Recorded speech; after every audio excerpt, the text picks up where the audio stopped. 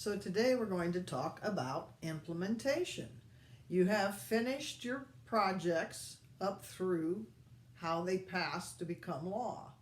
And so to look at the bill as a law, many, for many years, thought that that was the end of the story. Case studies that were written before 1980 typically are how a bill becomes law. What the policy perspective has added is much more attention on agenda setting and on implementation. And so implementation is what we're going to focus on. What is implementation? Essentially, implementation is everything that happens after the bill is passed up through the current time. And sometimes there's several policy cycles over the course of the implementation of the original law. So let's talk a little bit about a formal definition, first of all, translating the goals and objectives of the policy into operations. So developing procedures, those standard operating procedures to carry out the bill. There are two primary models that have really emerged quite quickly in the study of implementation. The first one is usually referred to as the top-down model.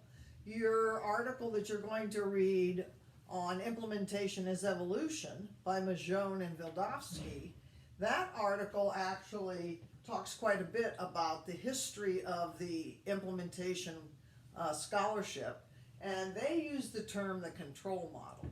So how is a top-down model a control model? They are arguing that essentially the bill becomes law, the bill identifies what agency will be responsible for carrying out the bill, for, quote, implementing the bill, and at that point the idea is you more or less have a machine that will simply carry it out, that the organization, the agency that's been assigned the bill is going to function as essentially an engineer to put in the standard operating procedures to make the program work. And theoretically, the bill has enough specificity in it that all you have to do is figure out how to carry out the provisions in the bill. So that is the top-down model, or what's called the control model. So the expectation is that the bill is specific and that it clearly communicates without contradiction what needs to be implemented. Otherwise, the agency would not be just strictly responding as a machine to carry out the bill. Certainly the hierarchical provisions of the strict organizational model that you read about in Allison's Model 2, all of that literature that comes primarily from Max Weber, is identifying the organization as a top-down entity where the person at the top is specifying how things will be done. And so they get the bill, they read the bill, it's specific, and they figure out how to carry out the bill.